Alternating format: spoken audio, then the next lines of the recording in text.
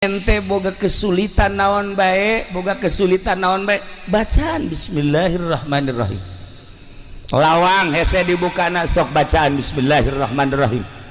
Mantap kaji pendi pernah harita lawang na dikunci maca bismillah ngencengan. Horegan bismillah ge lain sa bismillah na. Lamun bismillah make sungut doang mah atuh pamalingan ge bisaeun. Atuh pamalingan ge bisaeun, DPR ge bisaeun maca bismillah. Atuh pan wallahu alam ka ditu na mah. Ya pemerintah ge aya dik ceramah maca bismillah heula, ngan nyaho ingetna ka Allah eta bismillah nyaho ingetna ka mana? Coba, ih pemerintah sia mah jahe. Dasar pikiranna ka jahe mah.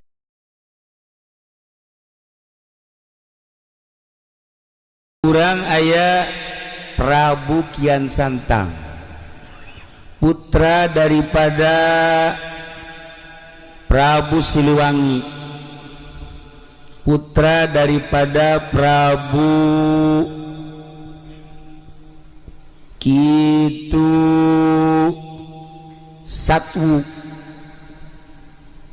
Kencana, putra daripada Pajajaran. Jadi ti kerajaan Pajajaran. Dek nanya kamu Haji Pendi, ai kerajaan Pajajaran letaknya di daerah mana? Bandung. Tuh kan? Tambah pasar Pajajaran. Ya Allah. Numantak ulah disangkanya na diajak ku Haji Agus, Haji Sarua pinter atuh teu. Diajak mah diajak bae. Jeung lain teu dibere nyaho. Isuk-isuk dibere nyaho lohor geus eueuh. Maghrib dibere nyaho atuh jam 12 geus eueuh. Eta ilmu bisa kitu ilmu. La iyalah para jamaah kaum muslimin wal muslimat rahimakumullah. Singkat nabai ya mah tahun 1315 Masehi diangkat Prabu Kian Santang jadi panglima perang.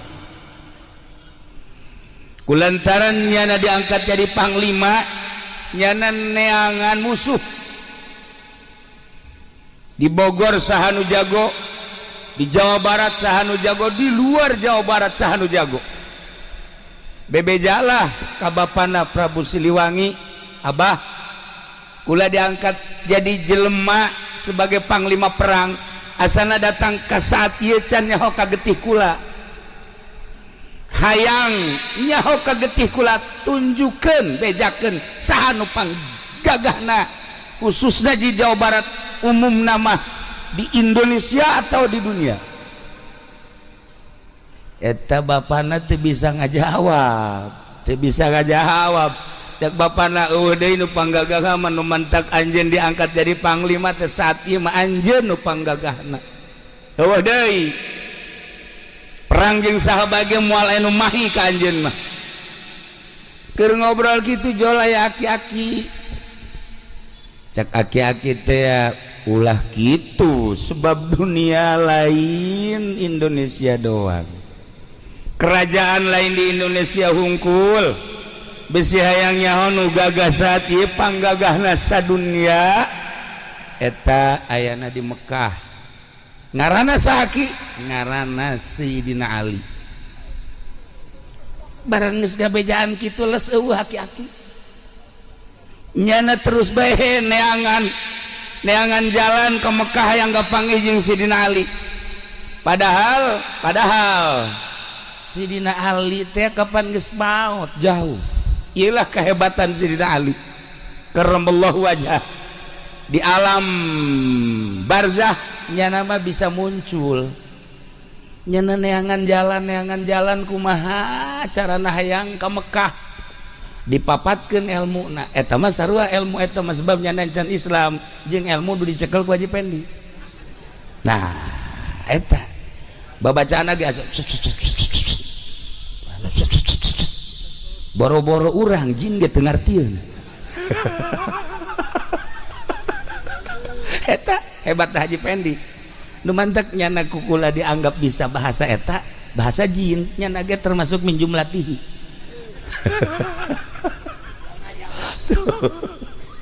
Akhirnya dibaca babacaan eta langsung sehiber datanglah Kajidah. Begitu datang Kajidah luak-liuk tanyain eueuh. Begitu tanyain eueuh ka saha ieu sinanya katinggali di kajauhan aya aki-aki diudag kunyana barang diudag tak beneran kapanggih jeung aki-aki tadi ditanya mirip-mirip jeung anu harita aya di kerajaan aki-aki teh asa siga kieu lah lamun kurang di dalam meureun siga si eta bae aki-aki teh gitu. Ngana itu mah gagah ieu mah wallahu alam. Tah barang nanya aki hari ieu nagara naon Jidah Jidah ke Mekah deket Oke, cak aki emang aya naon kulah yang kapanggih jeung ngaran Sidina Ali Bejana pangjagona bener cek ya da. Bisa mun hayang kapanggih lain bisa deui hayu dianter. Nah, lamun aki daek dianter kula bunga luar biasa. Ya anter.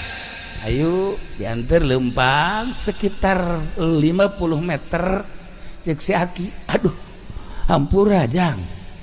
Tungked aki tadi tuh diurut ngobrol orang tinggalin coba pang mawahkeun ka dieu pang mawahkeun cepet lompat langsung aya tungkedna di dinya cabut dicabut teas sakali teas dua kali teas tilu kali teas keneh bae sia tungked aya bae ngahesekeun ka aing dipapatkeun ku nyana bahasa cuas-cuasna nu tadi teh begitu dipapatkeun diangkat Masya Allah lain kaluhur bagi kehandap sekali deui angkat make papat anu luar biasa bagi kehandap katilu kali dinyakeun keluar getih sabulu-bulu didinya nyana ngahulang si aki datang deui jang aya tungkedna aya atuh lain diangkat beuki horeng ieu mah tungked meureun jadi ka jero.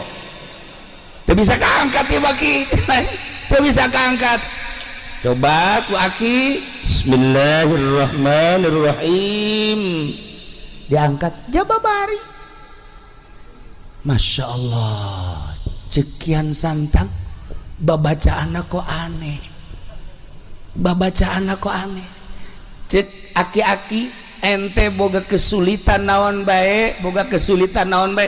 Bacaan Bismillahirrahmanirrahim. Lawang hese dibukana sok bacaan Bismillahirrahmanirrahim.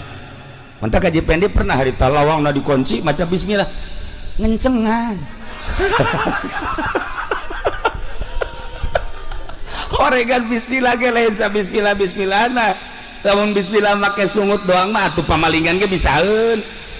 Atuh pamalingan ge bisaeun, DPR ge bisaeun maca bismillah. Atuh pan wallahu alam ka ditu na mah. Ya pemerintah gak idik ceramah maca bismillah heula ngan nyaho ingetna ka Allah eta bismillah nyaho ingetna ka mana? Coba ih pemerintah sia mah jahe. Dasar pikiranna ka jahe mah. Waduh, dasar pamajikan keur maot geus maot ingetna ka dinya bae nya. Berarti bener ya mah ya. Tadi di mobil ge cenah kira-kira di Cikarang aya tuh aya mah aya sanu daekeun. Ya Allah ya Rabb. Nah bacaan bismillah akhirnya nanyakeun manehna ki baca bismillah eta aya syarat teh lamun hayang manjur aya syaratna kumaha syaratna kudu maca 2 kalimat syahadat. Nah engke bae heula kita mah urusan maca 2 kalimat syahadat penting kula kapanggih heula jeung Sidina Ali hayu hay kapanggih jeung Sidina Ali mah hayu diajak ku si aki lempang di jalan aya nu nanya cek nu nanya teh Tuan Ali bunyi di mana kaget cenah ti anu lempang deui ke aya deui nu nanya Sidina Ali di mana mun bahasa urang nya bahasa Arab ti anu beki pertanyaan bae dina hatena asal ieu Sidina Ali asal ieu cek 3 kali jelema nya sasalaman nya nanya nya pelukan akhirnya nanya ka ieu kanu katilu mun kurang mah ari ieu emang saha masih ieu lah Sidina Ali masyaallah caknya atuh langsung ditangkep atuh lain bebe jati tadi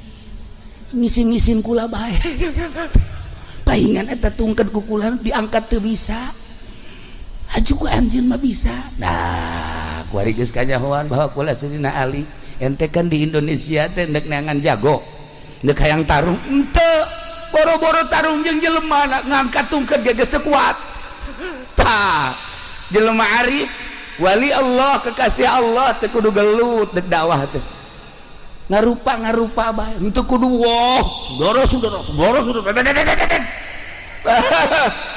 atuh ieu mah ieu jadi pendi mun dakwah lain ngalobaan Islam lain ngalobaan lain ngayak lain yakin ngalobaan lain bahkan anak nage arindit ayolah akibat lalagaan dakwah nu asli seperti tadi bil ahwal bil af'al karak bil akwal Masya Allah karim pas gitulah akhirnya dipeluk sangat jadi peluk kula menta jampe nu tadi cek Sayyidina Ali bisa dibikin jampe nu tadi asal maca 2 kalimat syahadat ayeuna kaula dek baca 2 kalimat syahadat sok dibaca asyhadu an la ilaha illallah wa asyhadu anna muhammadar rasulullah beres langsung berangkat ke Indonesia hibar teu bisa lantaran babacaan anak nu tadi makan babacaan Hindu kuari makan geus Islam kunyana dibaca babacaan nu tadi teu manyur akhirnya maca bismillahirrahmanirrahim rada hampang tapi can bisa hibar rada hampang coba Bang Haji bismillah coba kikituan coba baca sekali baca 2 kali 3 kali dibere cara ku Sidina Ali hei anjeun teh ayeuna geus Islam deuk hiber ka Indonesia moal bisa make bahasa jeung wirid anu sok dipake ku anjeun bacalah bismillah jeung bacalah ieu wali bejakeun anu ieu nama bismillah na baca 9 kali ulah napas tambahan baca ieu pereum sok berangkat dibaca sesuai jeung perintah Sidina Ali set datanglah ke Bogor tidinya menghadap ke bapakna bebeja bahwa kaula selama ieu teu aya nang tangan Sidina Ali nu gagah teh ternyata lain sembarangan horeng gagah teh gagah zahiran wa batinan kula geus asup Islam bendulah Prabu Siliwangi akhirna indit Prabu Siliwangi geus indit tetep bae anjeunna kan diangkat jadi panglima terus dakwahnya terus ngajakan Islam ngan harita aya jelema nu ngomong Prabu ari anu Islam mah biasana sok disundatan nah cek bana kula ge inget kula ge harita ku Sidina Ali disundatan cek yana maka wari ente nu paheula di sundatan mangga di sundatan kunyana di sundatan kabeh set henteu disesakeun jeung pamajikanana jeung tunggul-tunggulna bea kabeh didinya lah langsung ngagoler bae lah atuh kabeh bea maka pas di daerah anu di sundatan paeh teh eta teh lemburna ngaranna Islam Salam Islam Salam nah atawa Islam Nunggal nu kabelah dieuna dibahasakeun ku urang Garut mas Salam Nunggal tadi nama Islam Nunggal kulantaran rada hese dilempengkeun Salam Nunggal tidinya Sidina Ali ke Mekah deui hayang kapagih jeung Sidina Ali lantaran nu di sundatan paeh bebeja nyana Tuan Ali hampura kula di ditu nyundatan kok kula mah teu paeh ai itu mah paeh kumaha cara nyundatanna dibeakeun kabeh atuh deuleuh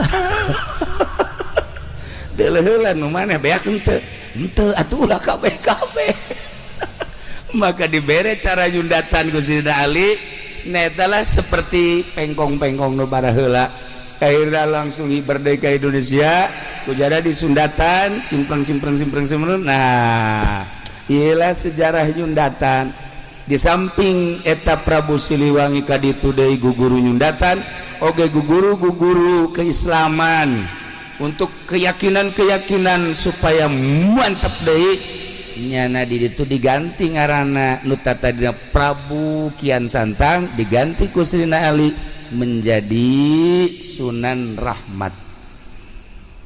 Sunan Rahmat baliklah ke Indonesia. Begitu balik ke Indonesia manehanana terus dakwah nyundatan terus manehanana bebejak ka bapana Prabu Siliwangi. Prabu Siliwangi diajak Islam tetap tedaek sekali, dua kali, tilu kali. Ketika Sunan Rahmat keluar dakwah, Prabu Siliwangi manehanana dengan bahasa manehanana meminta ka karuhuna supaya ieu kerajaan dirobah menjadi hutan. Maka seketika etalah ku embung-embungna asup Islam, Raja Pajajaran dirubah sakicep menjadi hutan. Konon anu kuari terkenal hutan tersebut adalah nu aya di Bogor ngaranna naon karang Haji Mendi nu di Bogor teh nu sok kaditu kadaritu jelema leuweung teh leuweung naon lain ya na tuh ceput naon wah ya nu di Bogor nu sok rame Masya Allah teh si ukanya jasanya naon jauh di bejaan etalah para jamaah kaum muslimin wal muslimat rahimakumullah. Akhirnya balik Sunan Rahmat ka kerajaan berubah menjadi hutan. Nyana mohon ka Gusti Allah supaya bapakna muncul, barang muncul berubah menjadi maung.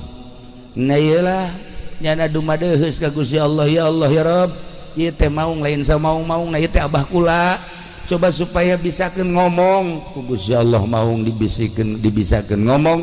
Akhirna walaupun wujud maung diajakan ku Kian Santang nunggus berubah menjadi Sunan Rahmat supaya maca dua kalimat syahadat. Tidinya nyana tetap godeg diudag ditepak ku Sunan Rahmat lompat, begitu lompat terus diudag lompatlah ke Garut ka Guha Sancang. Maka cicinglah didinya lantaran aya alamat, cek alamatna ulah diudagkeun antep anjeun bapak-bapak di mana-mana anjeun hayang kapanggih jeung bapak coba anjeun datang jeung keturunan anjeun datanglah ke Sancang. Maka kuari masih sangar keneh mun hayang kapanggih jeung mau datang ke Garut ka Guha Sancang atau leuweung Sancang ngan ai hese-hese teuing mah atuh jasi eta ge rupana kadang maung ieu kadang-kadang maung lagi sarua bae. Nah ieu mah maung tutul beureun nya. Itulah para jamaah kaum muslimin wal muslimat rahimakumullah. Akhirna baliklah Sunan Rahmat ka Pajajaran nunggus berubah menjadi leuweung nyana nyokot taneuhna. Sangeusna nyokot taneuh dipuatkeun ke peti sekitar segede kieu peti na ye dibawa ku nyana hasil istikharah manehanana ieu peti nunggus aya taneuhan bakal jadi ciri di mana peti ieu godeg teh oyag-oyagan robah berarti kula cicing didinya tafakur sampai maut. Dibawalah ke Gunung Tasikmalaya ditenden didinya selama 1 minggu terubah tegodeg. Dibawa deui ke Gunung Cirebon, Gunung Ciremai, dibawa ditenden deui di hareup nyana bertafakur ka Gusti Allah saminggu cicing bae terubah tegodeg. Dibawalah ke Gunung Suci Garut ditenden kakarek sapeting doang ieu geus godeg. Nah berarti kaula kudu cicing di dieu dirubah godeg teh menjadi godog. Itulah para jamaah kaum muslimin wal muslimat rahimakumullah. Terus banehanana tafakur, terus banehanana mujahadah di gunung eta lain berarti can jadi wali Allah untuk terus naikkeun makomnya naikkeun pangkatnya jeung embung balik deui ka Pajajaran kerajaan-kerajaan diserahkeun kabeh ka ahli waris anu sejenna, manehana nama hirup menyendiri, tafakur eueuh nu nyaho, mujahadah, riyadhah terus di gunung suci datang ka mautna. Kitulah para jamaah muslimin wal muslimat, cerita asal usul tentang nyundatan. Berkeliaranlah akhirnya guru-guru anu bisa nyundatan asli dati Sunan Rahmat, terus ke Karawang, terus ke Cikarang, terus ke Tangerang, terus ke Serang, terus ke mana-mana. Baheula mah di Sundatan sekaligus aya babacaan khusus di Sunan Rahmat ti dituna ti Sayyidina Ali karramallahu wajhah. Gitulah para jamaah kaum muslimin wal muslimat rahimakumullah. Maka mautlah anjeunna di luhur gunung suci godog mutatarina godeg, kemudian aslina nyana ngaran Prabu Kian Santang, dirobah diganti ku Sayyidina Ali menjadi Sunan Rahmat Suci Godog, berarti keturunan Pajajaran. Nah iyalah anu terus dakwah. Alhamdulillah Jawa Barat khususna umumna nyebrang terus ke Lampung, terus ke Kalimantan. Iyalah Sunan Rahmat Suci nunyana mengakhiri hirupna sorangan di luhur gunung. Mantap besi aya di Cikarang kuari anu haju hirup sorangan eta ge buat teuing ulah sok suuzon meureun nya eta ge termasuk aya tetesan gede hutang. Gitulah para jamaah kaum muslimin wal muslimat rahimakumullah. Lantaran baturku lagi kadang-kadang nu ieu nyorangan kadang-kadang ditanya gitu dek nembalan atuh horenganan teu jauh urusanana seperti nu tadi. Kayawan hebat kerja Nabi Musa, Harun jeung Firaun berikut rakyat. Kayawan kerja Nabi Ibrahim hebatna lantaran boga busuna Namrud beserta kaumna dibeuleum Kanjeng Nabi Ibrahim alaihissalam. Kayawan hebatna Kanjeng Nabi Ibrahim teh ketika dek dibeuleumna. Kayawan istimewana Kanjeng Nabi Yusuf ketika dileletik diasupkeun ka sumur dibalangkeun ku dulurna.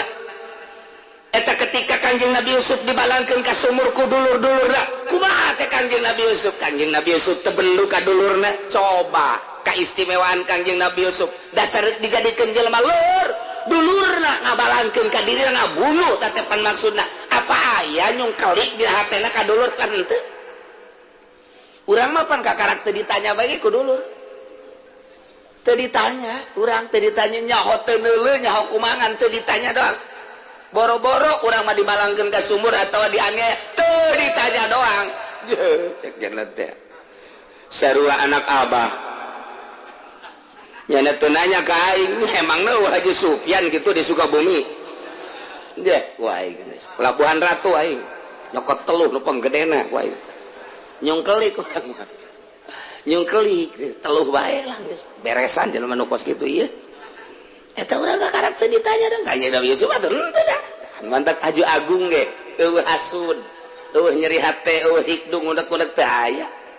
Diangkat dijual jadi abid terus di ka istana malah rindu ka dulurna. Di mana ieu dulur coba eta. Sakitu geus dianiaya diasupkeun ka sumur ku ari aya di istana nyana rindu ka dulur aya dulur aing di mararana nya hayang amat kapanggih ka rumah amat jeung deudeuh amat nyana si dalalahar tante aing onam di istana aing nyana dahar tante karunya amat mana aya jelema dianiaya haju kos kitu tuh kaya kawan hebat tatepan kos kitu tah ya Allah ya Rabbi. Masya Allah, matak hese jasa jelema hayang hebat ulah tapi jelema eta aya bae nu hebat nu mantak hebat lantaran boga pagawean nu hebat leuwih tibatan batur hayang hebat mah cilaka lantaran direka tapi ketika Allah deuk ngangkat hebat teliti aya naonan di dirina ternyata boga pagawean anu hebat naon hatena ka Allah bae. Nah iyalah Kanjeng Nabi teh ya ku Gusti Allah dibere wawasan ke tukang Muhammad sarua jeung kitu anjeun dianiaya ku kafir Mekah ngamusuhan umat anjeun teh ulah nyeri hate lantaran nu kamari ieu Nabi Isa meme anjeun teh kapan dianiaya sampaikan kalamun teh ama terbukti pan disalib Kangjeng Nabi Isa teh ngan Kangjeng Nabi Isa na beda angkat ka luhur langit tapi pan cukup penganiayaan mah penggerbegan terhadap Isa penganiayaan terhadap Isa para ku umat nak lain anjeun bae Muhammad Nabi Musa dek dibunuh kapan ku Firaun teh terus diteangan ku Firaun teh sampai diudag dimusuhan berarti Nabi Musa lain anjeun bae Muhammad dimusuhan ku kaum teh Musa nu sakitu gagahna tetap dikejar ku Firaun Nabi Ibrahim keturunan anjeun Muhammad tetap bae dianiaya ku Raja Namrud dibeuleum umat kabeh nya tujuan ka keputusan Raja Namrud beuleum eta nu ngaran Ibrahim lain anjeun bae nu dianiaya Yunus diusir ku kaumna datang ka naik kapal digejeburkeun karena dianiaya ku kaumna teh Musa eta Muhammad tenang kakara Kanjeng Nabi ijah senang tah hate teh neuleuh ka ditu teh senang masyaallah ya kos calon lurah aya 12 belum amat loba amat ya 12 teh calon lurah apa nu menang nama tah hiji tah ulah cerik tanu eleh ulah cerik begitu aing eleh situ ge eleh teu tenang bae kalem bae malah tah lamun 12 pan nu menang nu isin nu eleh loba baturna tah mah atau nu baheula situ ge baheula menang situ eleh jatuh aing ge eleh bae geus ulah sedih ulah naon jadi tenang ka urang tuh jadi baheula lagi karari itu tah ieu ku ari kiai teh kiai tak kiai dianiaya ku kaumna mimiti diaromongkeun ku kaum sekitarna teh diondang ngariung ulah diondang ge eta mah geus ulah bere berkatna bae deureus berkatna mah aya diondang mah teu deureus keneh kabelah dieuna mah aya nu ngahasu dan geus lah undang ulah berkatan ulah ji padeta kokolot kos kitu galak ngeunaheun karena celina wang-wing-wang segala ngadu kotok diulah ngadu gaplek segala diulah kredit segala diulah enggak undang ulah berkatan ulah geus tek ji aing sih salah naon sakieu teh kok jadi kos kieu tah mulai guys salah jana jadi imam bae dedehem bae masyarakat cipane dedehem malah mah diturunkeun nya jadi khotib da turun demo sakumaha demo ka DPR eta teh biasa tapi tetap introspeksi mawas diri aya naon di diri urang ngan emang kos kitu ge bakal terisoril nu bener mah bakal terpojok teu dibaturan biasa tah mah kos kitu mentek ulah aneh nya ieu Kangjeng Nabi ditasliyah dibeberah disenang-senang dengan cara lain anjeun bae Muhammad anu dianiaya teh baheula ge likulli nabiyyin aduwa Allah ngajadikeun tiap nabi musuh berarti nang Allah teh nu nyieun musuh ge nang Allah kama ja'alna haula'i ada kasakumaha ku per Mekah dijadikeun ku kaula sebagai musuh anjeun tiap nabi ge ngabogahan musuh nang aing cak Allah matak anjeun mah hayu bae dakwah waing dijieunkeun musuh dek dideuleuh kekuatan jeung kasabaran katawakalan anjeun Muhammad dijadikeun musuhna ku Gusti Allah teh bentukna teh syayatinal insi wal jin nyaeta setan-setan anu berjenis manusia jeung setan-setan anu berjenis jin anu bakal ngagoda ka Kangjeng Nabi anu milaraan ka Kangjeng Nabi anu bakal inkar ka Kangjeng Nabi ku Kangjeng Nabi teh dibere ku Gusti Allah teh dibere musuhna teh nyaeta setan-setan bentukna setan teh aya nu bentuk manusia aya nu bentuk jin jadi bapana setan teh kapan ngaranna iblis teh nyieun dua kelompok qasama junudahu anna iblis qasama junudahu kismain iblis teh ngabagi dua tentarana dibagi dua pabasa fariqan minhum ilal jinni wa fariqan ilal insi sebagian dikirim ka jin arasupnya na ka jin iblis teh fariqan sebagian di ilal insi arasup ka manusia. Jadi dua ya bakal nate ayo musuh Kangjeng Nabi teh aya anu bentukna jin aya anu bentukna manusia iyalah musuh Kangjeng Nabi tetapi lamun bentuk jin mah gampang jasa geninganan sebab Kangjeng Nabi mah asal nulu jin bae ndek nyerang ka Kangjeng Nabi cukup dengan bahasa a'udzu bikalimatillahi tammati min syarri ma khalaq tiukan ukang Kangjeng Nabi kabur jin enteng tama kos gitu bacaan ku urang bismillahirrahmanirrahim Allahu la ilaha illa huwal hayyul qayyum la ta'khudhuhu sinatun wala naum tiukan mental jin lamun encan kene mental kene pencet encat gas kurang bismillahirrahmanirrahim walau qur'anan surat bil jibal au qutiat bil aud au kulli ma bil mutaballilamul jami'a terus pencet kurang keluar sia keluar kula teh dekat di mana sia ya tangkal caringin kunaon sia nya makanya aduh tadi suguh-suguh biasanya ya kopi pahit jeung lisong ya Allah keluar ayo kita keluar hayang jalan ceuli alas jalan mamana ge segala jalan ceuli hadena ge teh jalan handap sia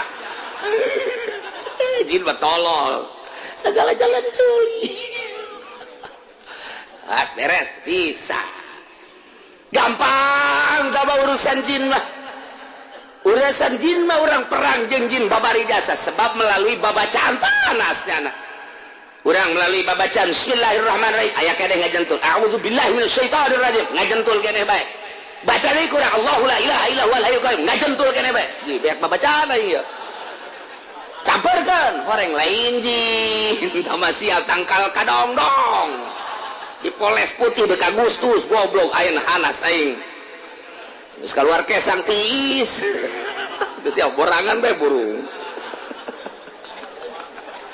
Masya Allah, jin asli, jin asli asal dibaca bismillahirrahmanirrahim ngajauhan sok kurang lamun ke sorangan aya pocong ulah sieun urang boga senjata urang bismillahirrahmanirrahim ngadegen pocong dinya kakara kikian dong a'udzubillahi minasyaitonir rajim tiupkan fuh rada ngajauhan setik bismillahirrahmanirrahim deket teh sial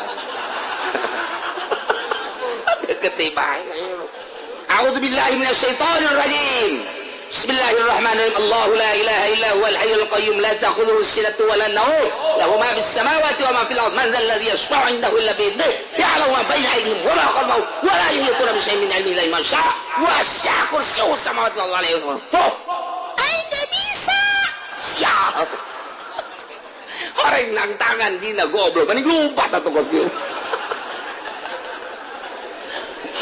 Aduh, orenganan jinna leuwih parah tibatan manusia. Nya nama bisa ge tilok dipuasaan atuh teu banjur. Ayat kursi tinggal ayat kursi atau meunangna ti Kiai Golkar moal manjur. Moal manjur ayat kursi nama akur ngan meunangna ti Kiai Golkar moal manjur bae. Daek salamet bae moal manjur. Moal teman sebab naon merena aya kepentingan teu ikhlas. Tadina kapan dik mere sabarasia transaksi Kiai Golkar papan kudu aya kontrak politik panena mah. Nah, gampang lah haijin mah dek bentuk kumaha bae ge. Geus puguh ka Kangjeng Nabi Tuan Syekh Abdul Qadir keur zikir jol jin tampilin ku Tuan Syekh Abdul Qadir bismillahirrahmanirrahim jager indir. Imam Syafi'i keur zikir la ilaha illallah la ilaha illallah jol. Waalaikum salam. Tadi jawab gitu, assalamualaikum. Tadi jawab ku Imam Syafi'i. Diuk sorangan. Kunaon tadi jawab? Teu naon cek Imam Syafi'i. Kaun teh jeung kula. Nyaho aing ka sia. saha sia iblis tolok ku Imam Syafi'i dak aduh sakana buta mantak mun urang kapanggih jeung iblis tu buta eta datang aku ada buta jaga berarti Imam Syafi'i teh babari jeung jin mah ngagoda dek kumaha bae ge babari nah justru nu hese teh ieu lamun setan asup ka manusia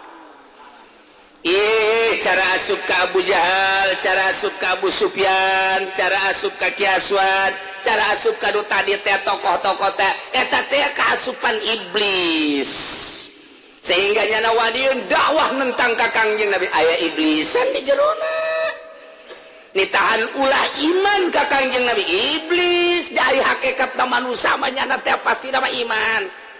Nu mantak jana haju ngalawannya ka Kangjeng Nabi iblis asup kadinya tah iyalah syayatinal insi wal jin ulah cek iblis teh jero hatena yuhi ba'duhum ila ba'd nyana iblis anu geus ngancik ka jin iblis tu geus ngancik ka manusia kuari geus berbentuk manusia aya iblisan di jerona aya setanan di jerona yuhi ba'duhum ila ba'd nyana ngabisiki ngawaswaskeun mere caritaan sebahagian ka sebahagian deui zuhrufal qaul kana ucapan-ucapan anu indah anu disipuh nu dipapaesan anu nyunahin kadengena tina berbagai ucapan-ucapan anu mengenai kebatilan nginaheun kadenge nama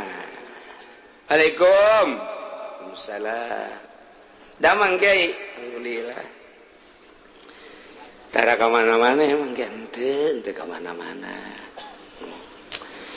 urang lamun nyaritakeun nagara kiai nya rusak jasa mun emang kuari mah tah kiai ieu mah kan tanggung jawab urang lamun lain kiai saha ieu mah kan tanggung jawab negara urang nu ngeusi adalah urang berarti nu tanggung jawab urang kan otomatis kan urang kudu nyieun partai kalangan-kalangan urang batur Kristen geus boga partai Buddha geus boga partai sorangan nasionalis geus boga partai tinggal Islam can boga partai nah ieu urang kudu nyieun partai ngan ai urang mah pan jelema leutik alhamdulillah tokoh-tokoh urang di luhur geus carieun partai tah ieu teh kuari mah geus aya disadiakeun partai Islam nyaon teh kiai enca PKB ngaranna Muhaimin tetep pimpinan anak buah Gus Dur geus urang mah dengan ngadukung eta demi untuk perbaikan negara tanpa didukung ku urang negara ngeun kumaha ieu ngabutuhkeun tokoh-tokoh ieu mah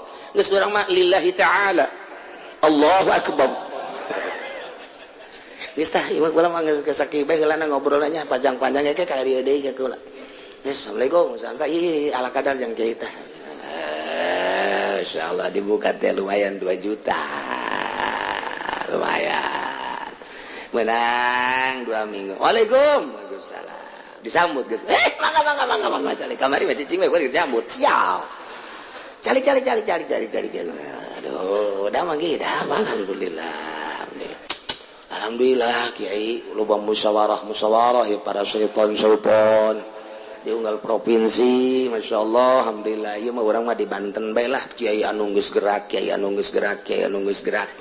lamun datang ka kiai henteu gerak ieu eleh urang teh berarti teu berjuang sedengkeun berjuang bagian daripada Islam wah zukhrufal qauli yuhi ba'duhum ila ba'din zukhrufal qaul bahasana ngeunaheun jasa masyaallah geus batur mah make duit kiai urang mah ulah make duit urang mah berjuang teh karena Allah bae lantaran negara urang lamun henteu diperjuangkeun melalui partai melalui pengajian mimbar-mimbar bae mah endeuh saha tuh nu ngondisikeun birokrasina nu puguh teh deuleu batur batab melalui birokrasi Kristen nu mantak hebat sote geus aya di tubuh pemerintah Buddha nu mantak hebat sote ngabangun ieu ngabangun itu geus aya di tubuh pemerintah cara PKS kamari nu dibawa ku kentongna Lutfi Hasan eta teh kapan aya di pemerintah sehingga bisa ngarobah aturan-aturan Sunni jadi aturan manehanana urang ulah eleh nah ieu perlu dukungan para kiai terutama kiai ieu mah kudu hudang ieu mah lamun teu hudang cilaka ieu mah nagara urang ieu mah kiai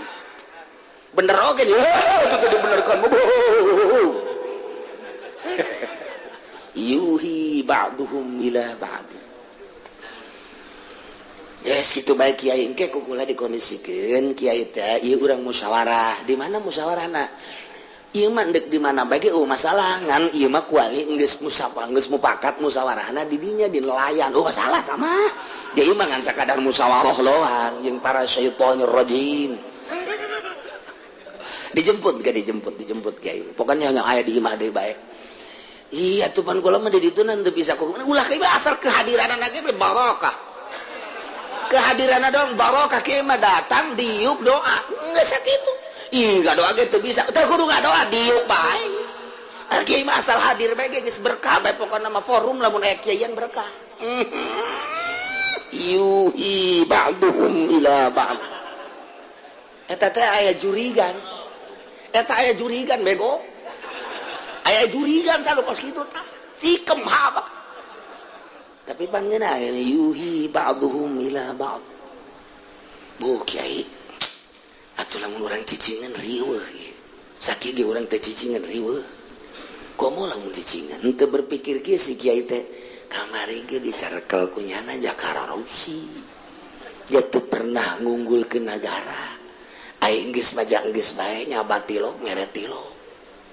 Oh iya orang haju kababawa kieu teu pikiran kos kitu henteu tah si kiai teh lantaran apa ngeunaheun omonganna masyaallah tanpa didukung ku kiai mana bisa si negara beres teu bisa ai kitu mah didukung ki kiai jadi suara mayoritas bah da kumaha ge kiai pokona mangeunaheun engke kiai bila perlu mah jadi penasehatna geus ngeunaheun jasa engke kukula diajak geus ka istana ka ditu istana mana meureun nelayan bisa meureun atau nalah jadi bawa ka ditu kiai dek dibawa ka istana ka ditu pugu calana ge teu boga sepatu teu boga deuk engkeuy ya make samping poleng ka ditu paling datang ka pintu hekna ini orang Sumatera pedalaman tidak boleh masuk. Aduh masyaallah karim ngeunaheun jasa tarolah nu datang politikus deui mah politisinya nah henteu kabitaeun lantaran hatena masih kena teger make kiai nu datang nu geus mukholid anu geus hebat nyatu jeung urusan-urusan kenegaraan datang kiai masyaallah karim sorban ge ngambai ka handap susurna ge geus lain salat ge cekelan bae malah mah di kieu bae keur lain salat kiai keur salat mah tilok make susur tapi karena mu nyusur baik alabatan orang jidah. Fa khalafa min ba'dihim khalfun warisul kitab. Fa khalafa maka datang sebagai pengganti min ba'dihim sabada para Yahudi khalfun jalma-jalma anu gantian bapa moyang mayane generasi-generasi kadieuna sebagai penerus warisul kitab anu ngawaris kana Taurat nyana ngomongna nyekelan Taurat di Yerusalem nyana ngomongna nyekelan Taurat di Israel nyana ngomongna nyekelan Taurat di berbagai negara Yahudi teh nyekelan Taurat ngomongna masa kumaha Nasrani nyana ge nyekelan Injil ngomongna karitu generasi-generasina yakhuduna radhal adna anu nyana nyarokot kana banda-banda inu hina padahal mah jelema lamun nyekelan kitab Taurat nu asli kudu anti dunia jelema lamun nyekelan Injil nu asli kudu anti dunia sakumaha jelema nyekelan Quran nu asli kudu anti dunia tapi ieu mah nyana ngomongna generasi penerus kami tetap nyekelan kitab Taurat tetapi kunaon atuh nyana mak korupsi nyana nu ngayakeun riswah sogok nyogok nyana nu ngayakeun padahal nyana ngomong kamilah pewaris nenek moyang kami nyekelan kitab Taurat. Apakah kitab Taurat ajaran Kangjeng Nabi Musa seperti eta? Teu. Nyana ngomong kami pewaris Injil. kunaon atuh kuari maling nyana, korupsi nyana, mabok nyana, riswah sogok menyogok nyana. Masyarakat adu dicokotan teh duitna naon kadang-kadang pajak nyana. Apakah dina Injil aya aturan kos kitu? Teu aya. Bohong. Ajaran Allah maka bege sarua jeung dina kitab Al-Qur'anul Karim. Ieu keur carita Yahudi anu pewaris Taurat. Carita Injil pewaris Kangjeng Nabi Isa alaihi salam. Nasrani pewaris Injil. Sarua urang ge ngaku nyekelan kitab Al-Qur'anul Karim tapi maling aya di urang, sogok aya di urang, riswah pajak aya di urang. Ieu ngan sakadar ngomong ngabau-bau sungut doang nyekelan Al-Qur'an. Warisul kitab, pewaris Taurat ternyata teu akur jeung aturan Taurat. Warisul kitab nyekelan Injil ternyata teu akur jeung aturan Injil. Warisul kitab nyekelan Al-Qur'an ternyata teu akur jeung isi kandungan Al-Qur'anul Karim. Ya khususnya para Yahudi, Masya Allah Karim, nyana nyokotan kahinaan harta banda bari katololanana nyana ngomong kieu wa yaquluna sayufaru lana, kami masa najan nyokot duit negara, kami masa gajan sogok menyogok, kami masa najan nyokot pajak eta teh sayufaru lana ma fa'alna, kami mah bakal dihampura jeung pewaris kitab Taurat sangeunahna bae. Sangeunahna bae. Nasrani ge kitu keneh mah nya. Kami mah sanajan zina, sanajan maling, sanajan mabok, sanajan sogok menyogok, sanajan pajak, sayufaru lana komo kami mah dosa bisa dibeli ditebus. Mana aya sih dosa ditebus? Nginaheun amat. Dosa bisa ditebus nu sugih mah atuh bener moal ka neraka. Isa ngeunahna nyana ngomong, keun eta Yahudi Taurat, keun eta Nasrani Injil. Ieu deui Al-Qur'anul Karim pipilueun. Jelema nyekelan Al-Qur'an, Masya Allah Karim. Dibaca Al-Qur'an jangan rasa warisul kitab. Dimusabakokeun Al-Qur'an jangan rasa warisul kitab. Diartikan Al-Quran jangan rasa warisul kitab. Dibaca komo bulan puasa mati isuk datang ke sore, ti sore datang ke isuk jawarisul kitab. Tapi ternyata warenganan nyana sekedar nyokotan barang hina. Dimusabakohkeun ge lain jang nanaon nyokot pialana, jurina ge nyokot si etana. Kabeh kuari mah Quran teh angan sakadar dipamerkeun tetapi teu dipake. Tetep bae pajak tinggal pajak, sogok tinggal sogok, korupsi tinggal korupsi. Naon hartina warisul Quran? Iya Yahudi nyana ngarasa pewaris Taurat tapi teu akur jeung aturan Taurat, bahkan ngomongna deui sayufaru lana bakal diampura kami mah sangeunahna bae sanu kampura. Bahkan wa iyatihim maradun misluhu yakhulu,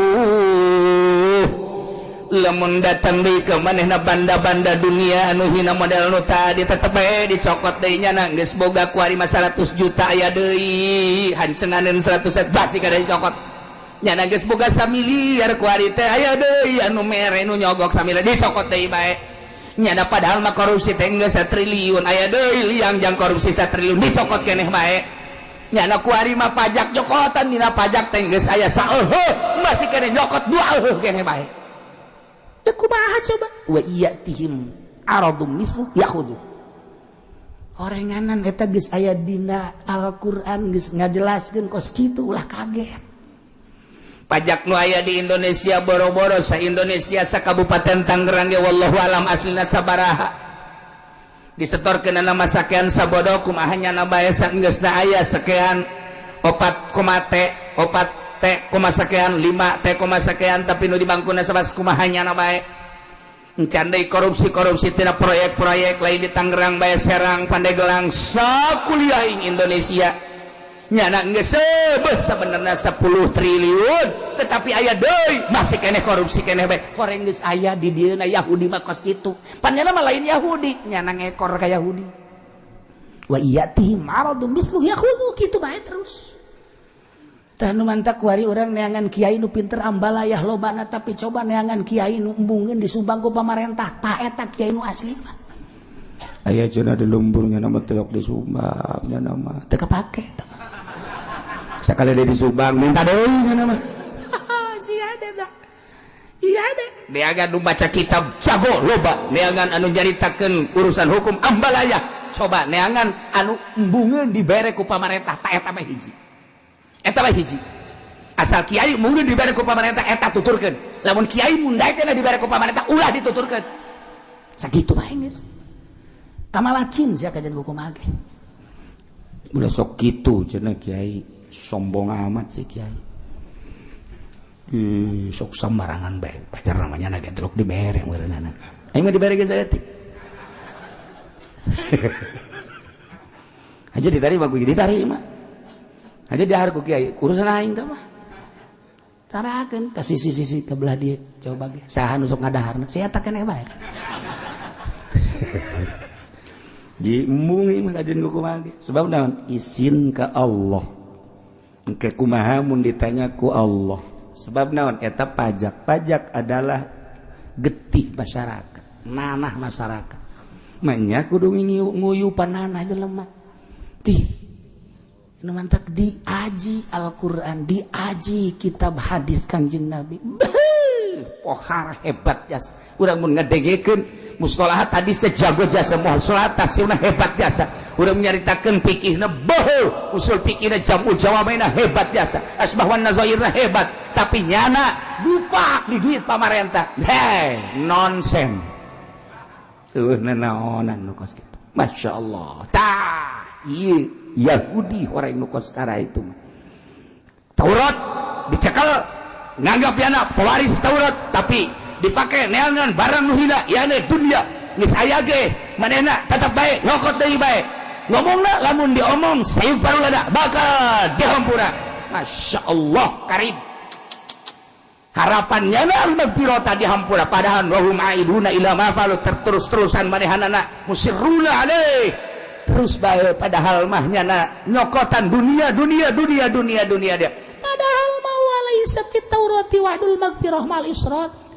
Setik-ketik acan perjanjian dina kitab Taurat bakal dihampura lamun nyana netepan kana nyokotan dunia melalui kitab Taurat. Ti dituna nyokotan riswah sogok menyogok tina kitab Taurat nah. Nyokotan pajak tina kitab Taurat nah. Nyana ngomong bakal dihampura padahal laisa fit Taurat wa'dul magfirah. Setik-ketik acan janji hampura bari nyana netepan kana salah kitab Taurat. Alam yukhad alaihim mitsaqul kitab. Apakah henteu dicokot isipam takripan geus alaihim paranehanana mitsaqul kitab janji kana kitab Taurat. Manehanana kapan nyaho jeung geus berjanji bapa moyang baheula nyana teh apan ngaroromong tina perjanjianna alla yaqulu anallahi illal haqq. Nyana mah moal ngomong ka Allah Subhanahu wa taala kecuali anu bener kecuali nu hak nyana ge geus ngaromong ka itu baheula bapa moyangna. Wa darasu ma fihi nyana teh geus mararaca kana naon isi kandungan kitab Taurat tapi palima kadzabu alaih kunaon nyana ngabohongkeun make jeung ngomongkeun bakal dihampura ieu sayid parulana padahal nyana netepan kana dosa. Ya wa darul akhiratu desa akhirat kampung akhirat khairul lil ladzina yattaqun lebih bagus ka jelema anu sieun kana paharaman. Eta teh haram sogok menyogok. Urang inget darul akhirat embung. Eta teh haram lantaran eta teh korupsi embung. Eta teh haram eta teh lantaran pajak embung. Mun inget ka darul akhirat khairun nyana teh moal daek ngadahar duit nu haram. Afala yaqilun apakah nyana teu berakal eta kiai-kiai? Apakah nyana henteu ngarti eta DPR? Apakah nyana henteu paham eta pejabat-pejabat padahal eta haram kok terus bae? Coba bacakeun di kitab tah tangkorak DPR baca ku sia goblok. Tah, pemerintah baca ku sia tah aing mah supaya si ulah ka neraka. Baca ku sia tah. Afala yaqilun sia gablek akal teh si tolong. tungtung orang ribut deh jengnya apa lain karena kesehatan ribut silih teluh bae ulah pud dadang bae pud atuh maksudna sabangsa ieu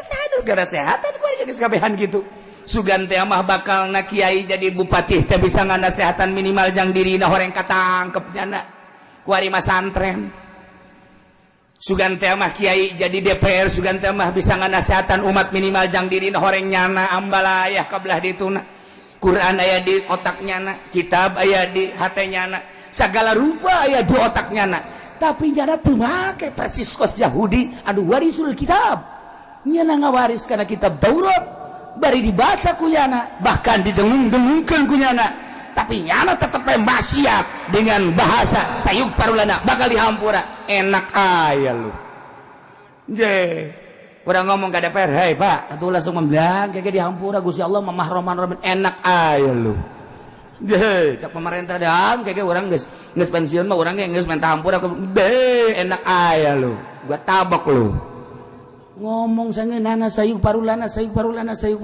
hihi deulekeun emang catetanana raqib atib kinca katuhu bakal nyatet si hades masyaallah ngailah jang ukuran urang sing hade ulah nuturkeun Yahudi urang geus jawab perwatakan Yahudi nyana ngaku sebagai pewaris kitab Taurat nyana maca kana kitab Taurat berjanji dina kitab Taurat manehanana tetapi manehanana anu mengingkari kitab Taurat cak dina kitab Taurat ulah maling nyana maling cak dina kitab Taurat ulah mabok nyana mabok cak dina kitab Taurat ulah zina nyana zina cak dina kitab Taurat ulah pajak nyana pajak cak dina kitab Taurat ulah sogok menyogok nyana ngalaksanakeun dengan bahasa sayuk parulana geura ka akhirat dibeulem nyana ulah nyana bae penginjil sarua ulah nyana bae penguran ge sarua bae Quran kuari dibaca Quran kuari dihartikeun Quran kuari dicarita-caritakeun tapi teu dipake naon hartina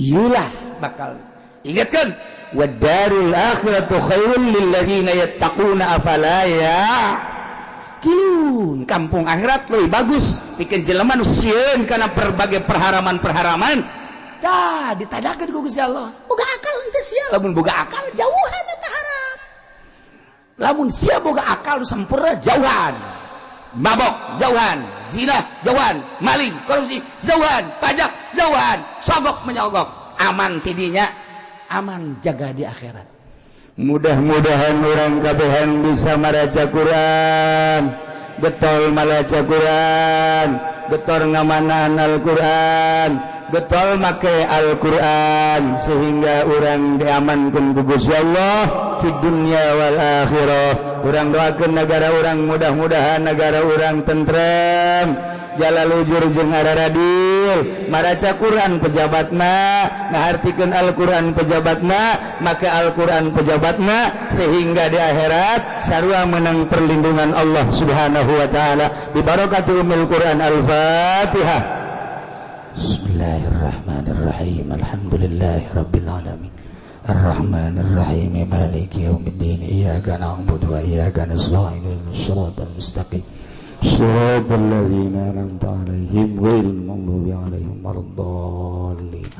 Setelah kitu selesai doa jabatan tangan rapi manehanana siap jabatan tangan sekali deui kadelena jelema biasa padahal di luar biasa